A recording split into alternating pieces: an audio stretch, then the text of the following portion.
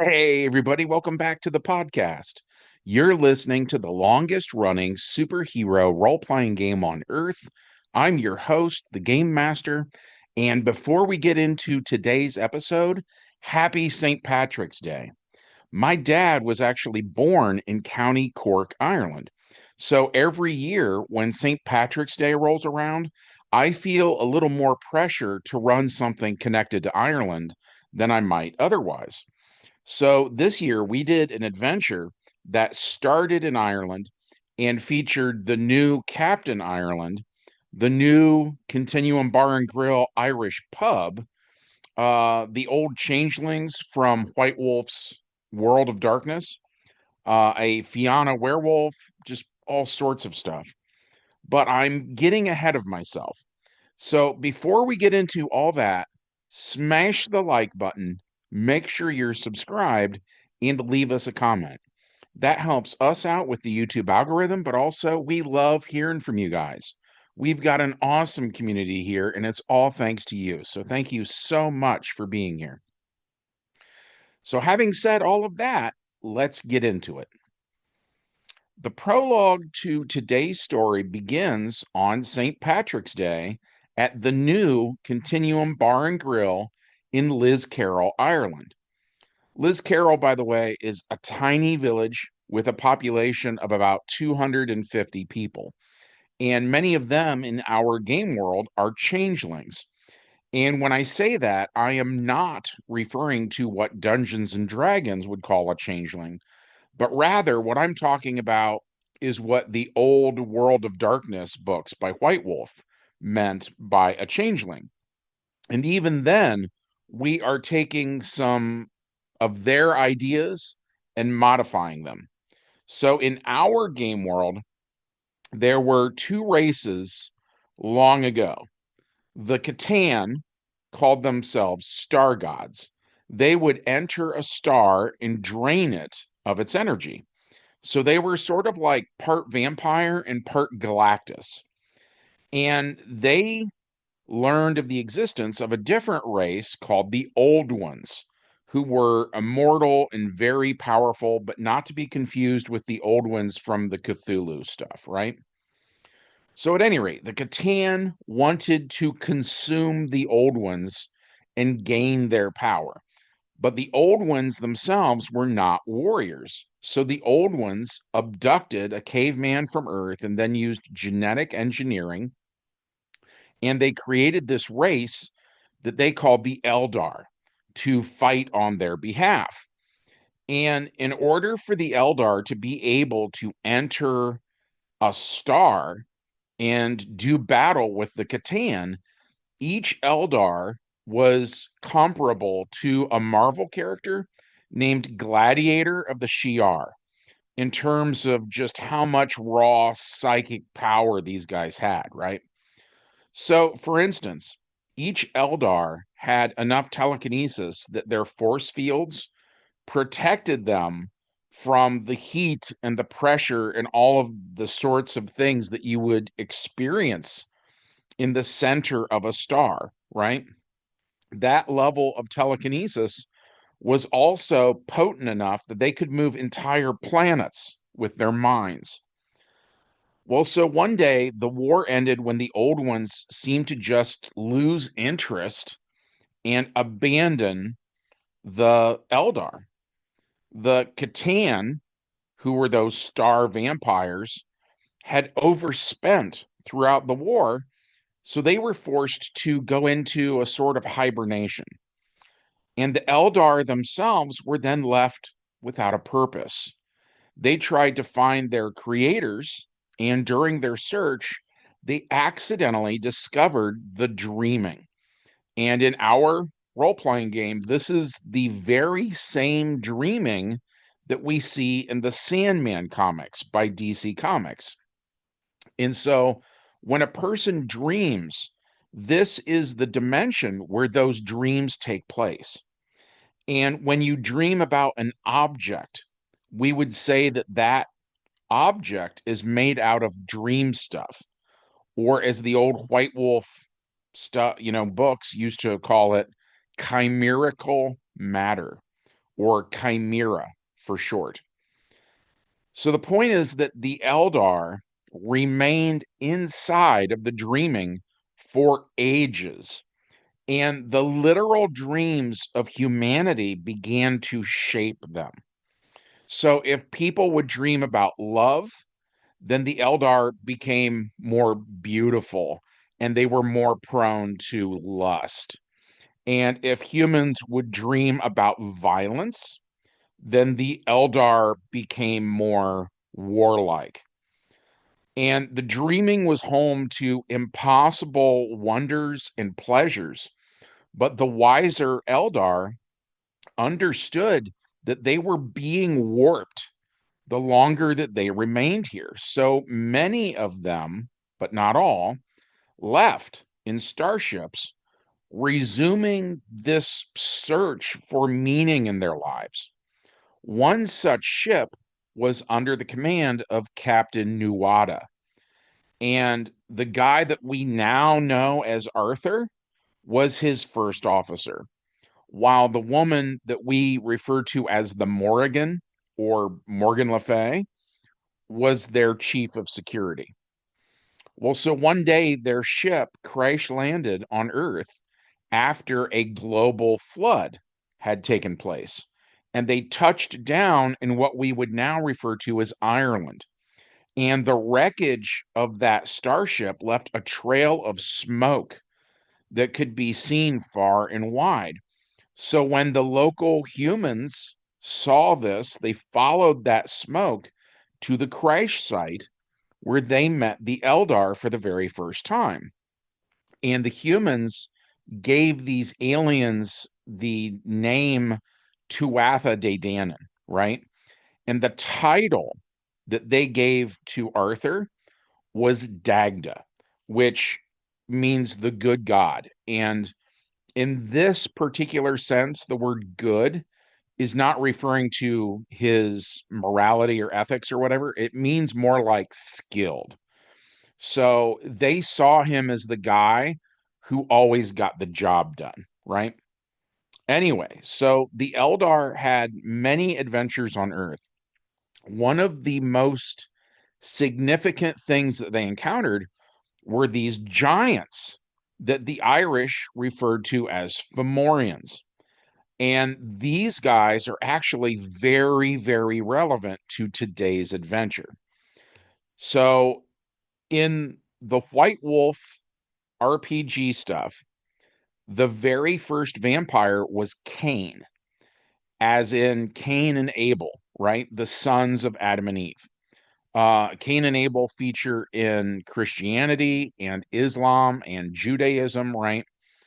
And to make a long story short, Cain killed his brother Abel, and as punishment for being the first murderer, God marked Cain, and Cain was then cursed to walk the earth forever. Well, so in Vampire the Masquerade, that quote unquote mark meant that he had pale skin and fangs, etc., right? All the classic vampire stuff. And that the part about Cain walking the earth forever meant that vampires would never like grow old and die, like, at least not from natural causes.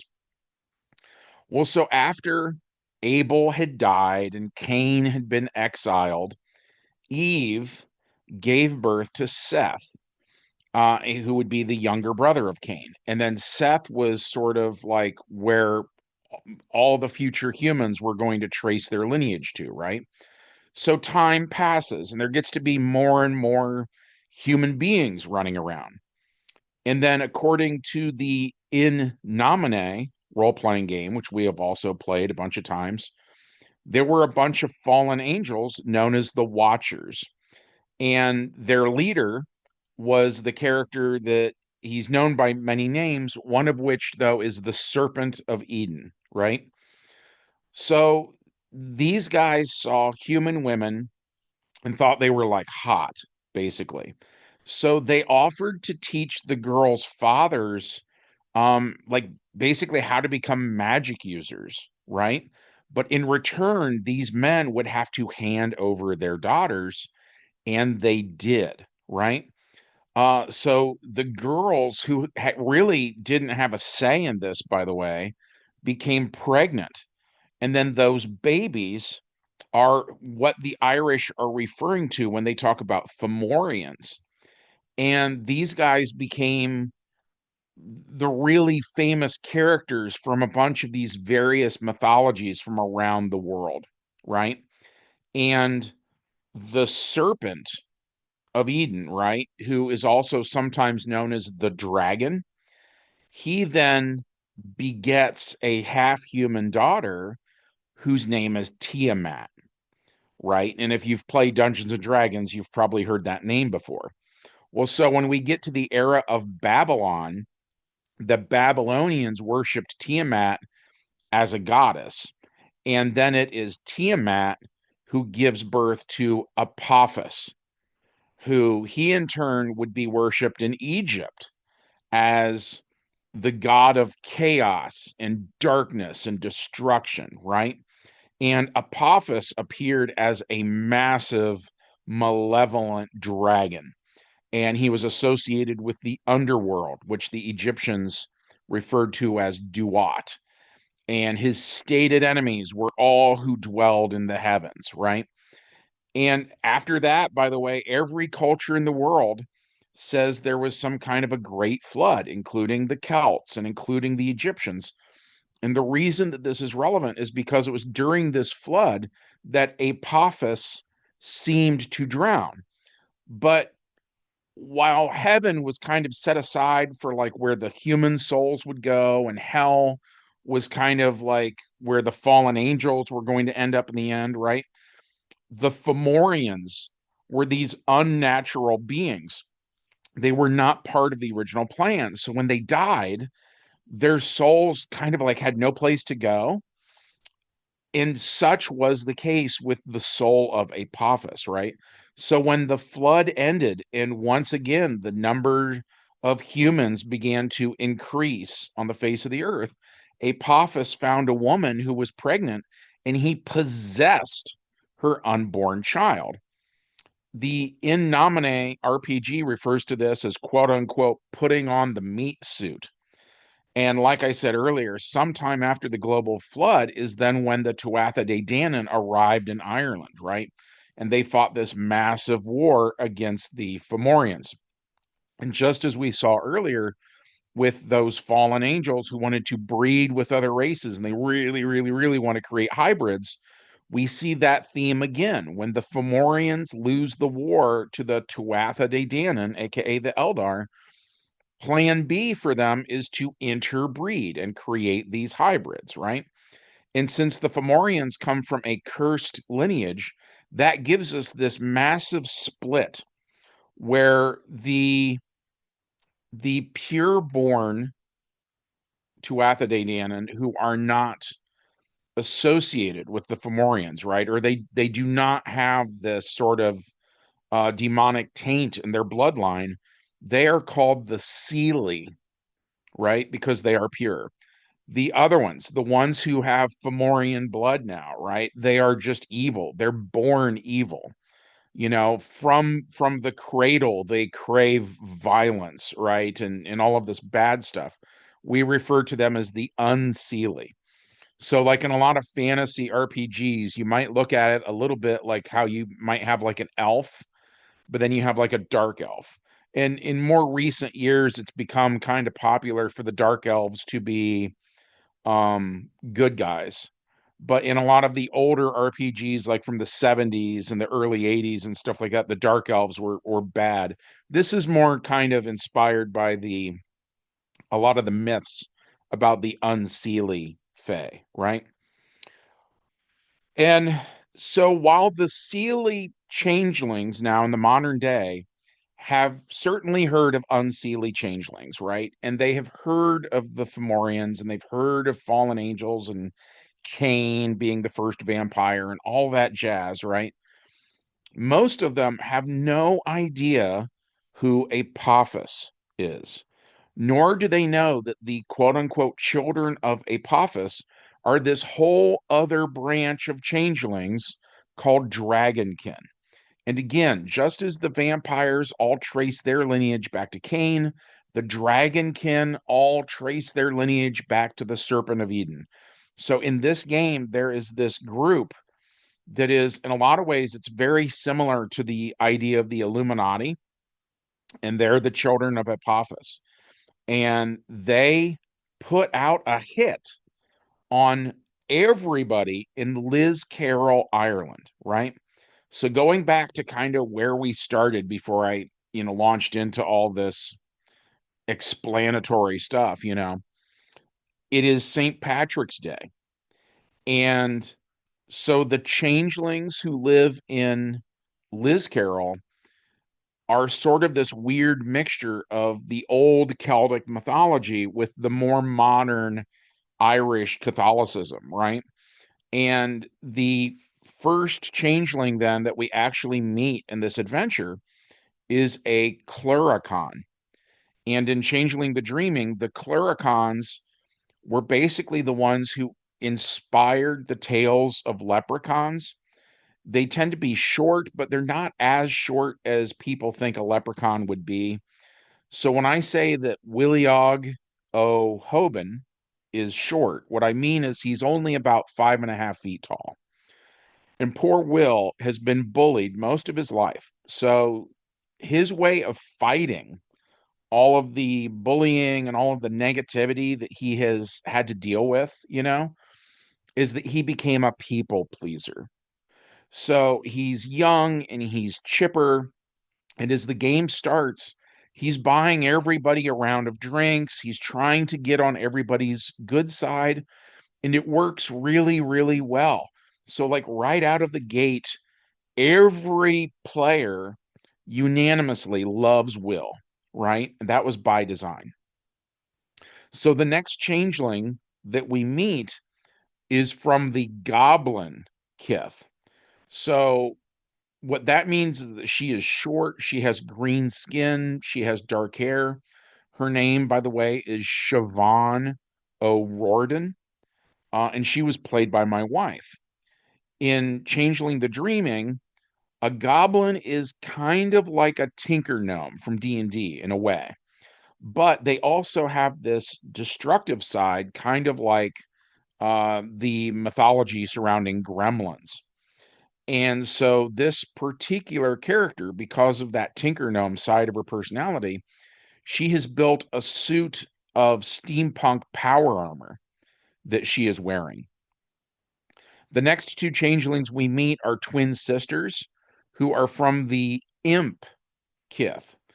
And the idea here is that when human beings through the ages would be thinking about things like demons and devils, those thoughts would affect the dreaming, right? So while the imp kith is not actually connected to hell at all, the imps are based on human imagination and human assumptions about what a demon would look like, right? So the imps all have like red skin and horns and the tail. You know what I mean? And so these two imp sisters are named Jenna and Janine. And we've had them in my game since the 90s, and they basically look like Malevola from the recent Dispatch video game. The next changeling that we meet is a puka, played by my daughter. And interestingly enough, when my daughter was born, we were playing a lot of Changeling the Dreaming back then. And so the nickname that I gave my daughter in real life was Puka. And somehow, despite how many years have gone by, my daughter has actually never played Changeling the Dreaming before now. So this was the first time that she played, and as I thought was very fitting, Puka played a Puka, right? And the Puka Kith, for those who are unfamiliar, are all animal oriented. The most common explanation that I hear players give is not so much that a Puka is a furry, where they're like covered from head to toe in fur. They're more like the stereotypical Japanese anime cat girl, right? Where they really pretty much look human, but then they have like animal ears on top of their head, or they have a tail, or, whatever. But the point is that they look pretty much human with just a little bit of animal stuff here and there. And in the case of my daughter's character, she is a bunny puka named Bonnie O'Hare. The next changeling we meet is a red cap named Aiden, who is played by Brad Williams. And red caps tend to be more violent than the other kiths. And as such, when Brad made his character, he gave Aiden various backgrounds like arsenal, which meant that that character has access to weaponry, which we actually see quite a bit of later on. The bartender is the next person we introduced. Her name is Sheena, and she's actually from Earth 63. And by the way, Earth 63 has also been in our role playing game for decades now. Uh, it existed for years before we gave it a name. And then when we gave it a name, we named it after Rule 63, right? So in our game, Earth 63 is basically Earth K, where all the genders are reversed. So instead of Superman being Clark Kent, on Earth 63, the counterpart there would be Superwoman, whose mild mannered alter ego is Clara Kent, right? Well, so point being, Sheena is a female name, which means John. So she is actually that world's counterpart to John Redbridge. And just as John Redbridge bartends at the original CB&G Tiki Bar, right?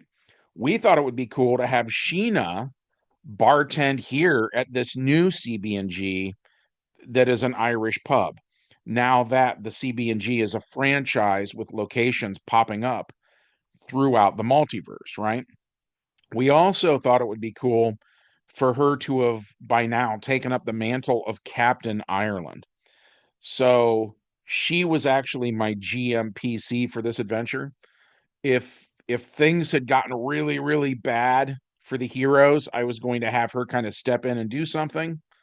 Um, I don't want to say anything more though, because I don't want to get into spoilers. Getting back to the actual player characters, the next changeling we meet is a troll named Liam, who was armed with a huge hammer, kind of inspired by Mjolnir, right? The hammer of Thor. And it is worth mentioning that the trolls and Changeling the Dreaming are very different than those found in other RPGs. The White Wolf version of trolls tend to be handsome and muscular. They have blue skin and horns. And in my humble opinion, I think they were very inspired by Worf from Star Trek The Next Generation, in that they are really, really, really into honor. They despise dishonorable behavior like lies or deception, and they have super strength. But if they act dishonorably or if they tell a lie, that strength can actually fade away. So they are only as powerful as they are noble, right? So they're a fan favorite in our circle of gamers. The next player character that we meet is actually a werebear named Brian O'Bannon, who is played by my son. He comes from a tribe known as River Keepers. Um, and as a result of that, Brian was actually really, really chill. So he's kind of just hanging out at the pub, drinking Guinness and having a nice time with a mentor of his who is an NPC who is this elderly Fianna werewolf. And his name was Padar O'Culane. And Padar is 5'8" in his human form, and he has a gray beard. His voice is low and gravelly, but very calm and just like impossibly wise. And he is seen as a grandfather figure by most of the people here. And he's been teaching Brian various werewolf abilities.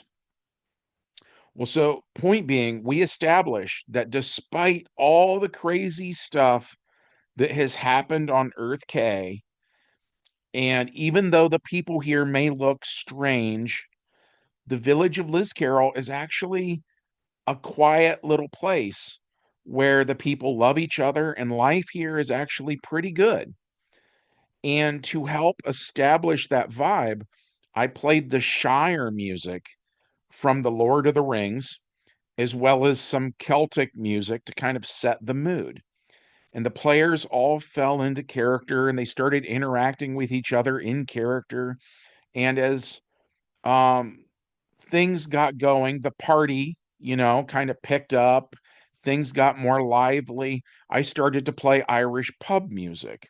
It was stuff that was a little bit kind of like an old-timey shanty, and it was a little bit rock and roll, and it was a really good vibe. And Bonnie O'Hare, the bunny puka, took an immediate liking to Will, the Chloricon. And so she started to hit on him, which made young Will blush. And everybody was kind of into this. They were all kind of rooting for these two small characters to hook up, Out of game, players were wondering, what do you get when you cross a rabbit with a leprechaun? And they were uncertain as to what the outcome would look like, but they were all kind of imagining something cute, right? And the red cap and the troll were playing billiards. The goblin had her chest plate of her power armor opened up, and she was talking to the female Captain Ireland about Sheena's husband, who the goblin thinks is hot. So as everybody is doing this, I turn the Irish music down, and instead I start to play music from the Mummy movie franchise from the 90s with Brandon Fraser. Um, and this music is like eerie and it's threatening and it's got a whole different vibe, right? And because everybody was kind of partying and kind of being a little loud and talking to each other, it took them a little while before they picked up on the music. And so the players all seem to kind of notice this around the same time. And they all look over at me as if to kind of silently ask, what's going on. So I tell them, what you guys see is that the front door of the pub is open, and standing in it are these four vampires from the Assamite clan. And for anybody who doesn't know what an Assamite is, they are assassins. And the theme with these guys is kind of like a cobra, right? Where they're very snake-like. So they use stealth, they use poisons, they strike fast, and without warning, they kill. These are the famously in vampire circles, these guys are the assassins, right? And so these four Assamite mercenaries have been hired by the Dragonkin changelings, who again, the PCs don't even know Dragonkin exist yet. But the Dragonkin have hired these vampires to wipe out everybody in the village of Liz Carroll. So all of these guys are 13th generation vampires. So what that means is that Cain was the first generation. The guys that Cain bit were second generation. The people that they bit were third generation, so on and so forth, right? So these goons are 13th generation. And they all have one level in a power called celerity, which is like a limited form of super speed. So again, like a snake, they strike fast and they strike without warning. And they, by the way, they have used the blood of their former victims and they have dipped their bullets in them, creating banality rounds. And banality, by the way, is a changeling's weakness. It tends to be associated with suffering and misery and depression and just like negative emotions in general, right? In fact, in the White Wolf role playing game, we're actually told that vampires have so much banality that if they bite a changeling, there is a 99% chance it will permanently destroy the changeling's fairy soul. So, so the point is that the first thing that these four guys do is take a shot at Will, that cute little Cluricon that everybody likes so much, right? So we roll the dice, and the bullet hits Will in the shoulder. But because it is a banality round, the skin around the entry point starts to turn gray. So think of this like Superman getting stabbed with like a shard of kryptonite, and then the surrounding area of his flesh begins to turn kind of greenish and get veins in it and stuff like that, right? It's the same idea. And then if that's not bad enough, the hollow round is full of snake venom from an Egyptian cobra. So the player characters have to act fast, and they also all realize just how lethal these vampires are, right? So on her turn, the goblin closes her armor and she punches one of these guys, doing some damage. But she's not attacking them with stuff that vampires have a weakness to, right? You know what I mean? It's not like her armor is made out of sunlight, or you get the idea. So she does damage, but the vampire's going to get better really quick. So then on the Puka's turn, she uses Flicker Flash to teleport one of these guys into the sun. And by doing that, it takes up a point of glamour. And for anybody wondering, if banality represents negative emotions, then glamour is positive emotions. And in fact, I had told Puka that she got a point of glamour earlier when she was flirting with Will, and those two were basically like falling in love, right? So that is literally the energy that she used to put Will's attacker into the sun. So, right, it was very poetic. It was a very cool moment. The troll then uses his super strength, and he puts that pool stick of his right through the vampire's heart.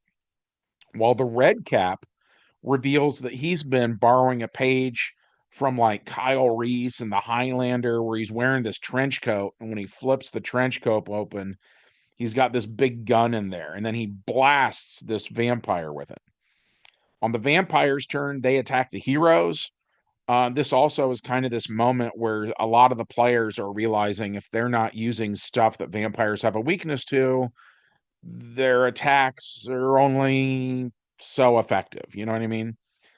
So the vampires attack the heroes. The heroes make their dodge rolls, though. The heroes got a lot of amazing rolls in this game, by the way. The goblin then gets to go again. She breaks a wooden chair and she uses the sharp ends of the broken chair legs and she stakes a vampire. Puka puts another one of those vampires in the sun, which burns another point of glamour. And she only has a few points. So she can't do this all the time, right? Think of this kind of like how in Dungeons and Dragons, a wizard, like a starting level wizard, only gets a few spells a day. Kind of the same idea here, right? So she can't do this too much until she has some good experiences of some sort that would start to refill her glamour points. And right now, she's just way too worried about Will for that to even happen.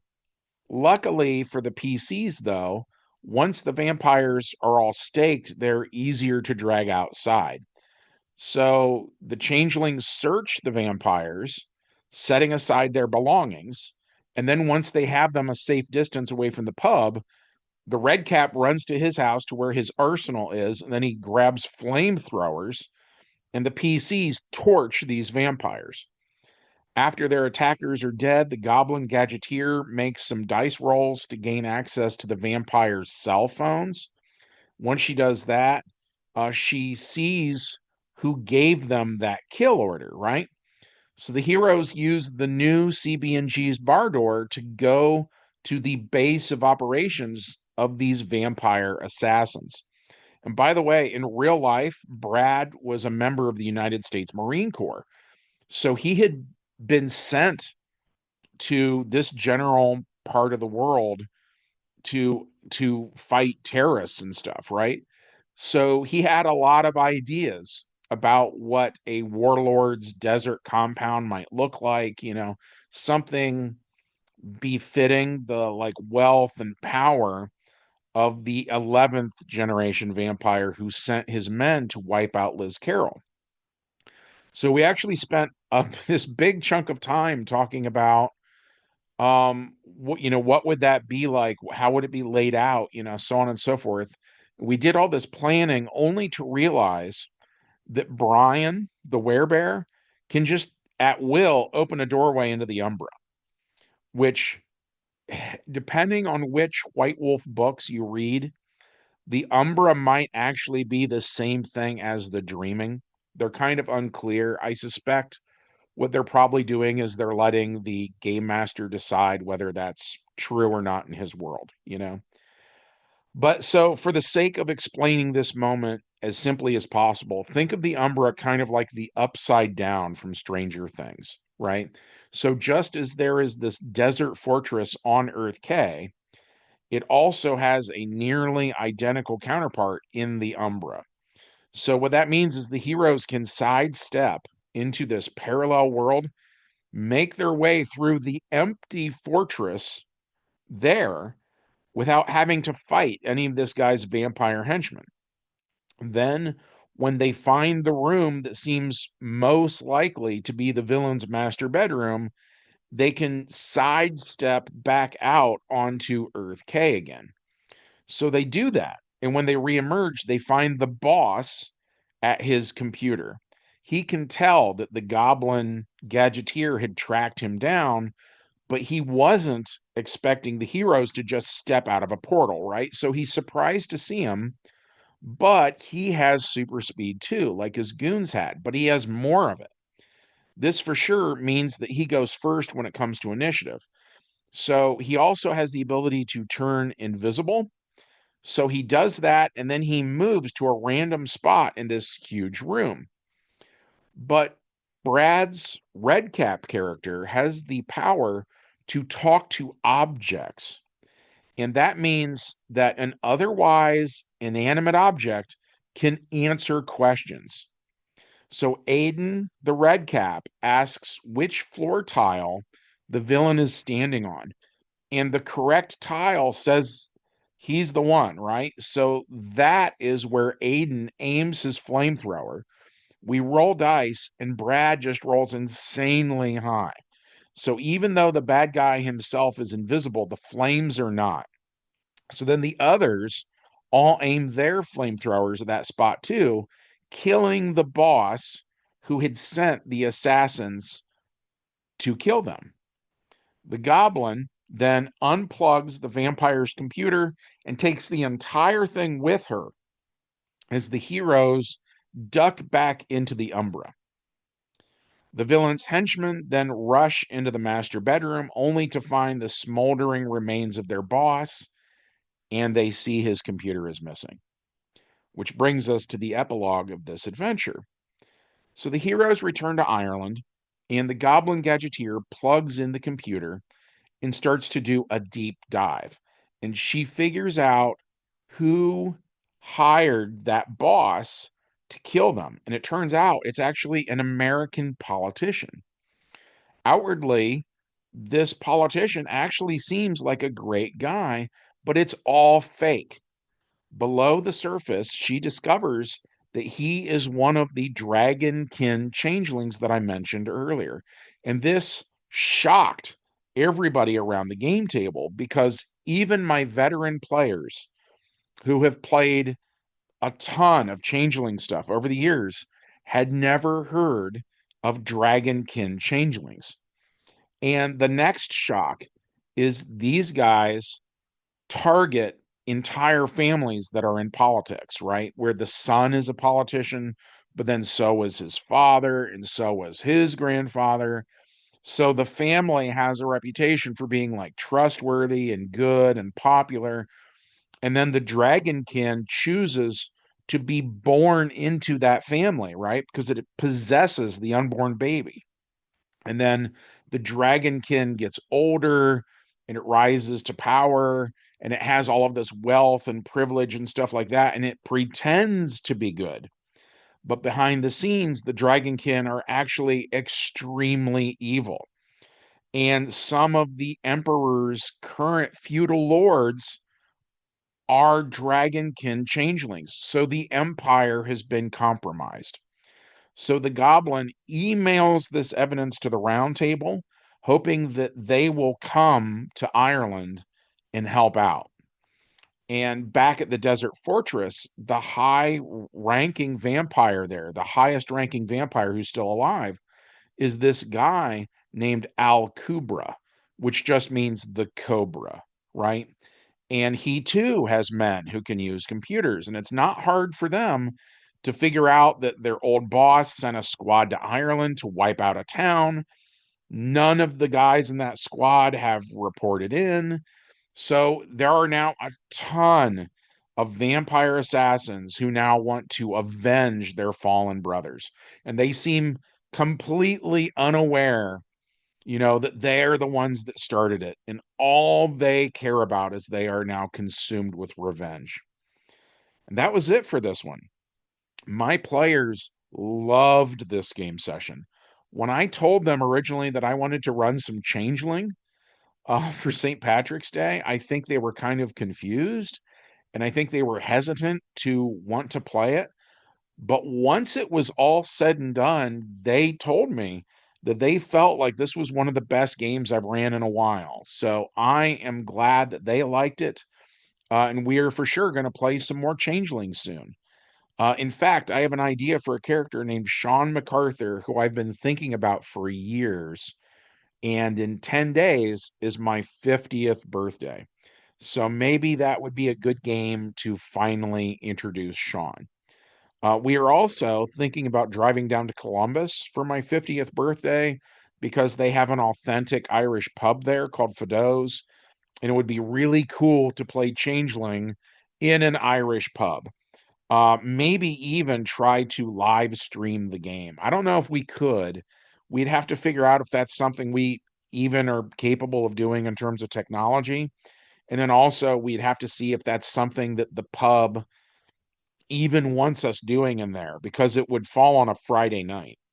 So between now and then, we have to kind of figure that out. But yeah, my players are very excited to play more of this. They loved this adventure. I hope that you guys enjoyed hearing about it. If so, as always, we would love it if you took just a quick second of your time to smash like, make sure you're subscribed, and leave a comment. And from everybody here at the longest running superhero role playing game on earth, we hope you have a good one, and we'll see you in the next adventure. Bye.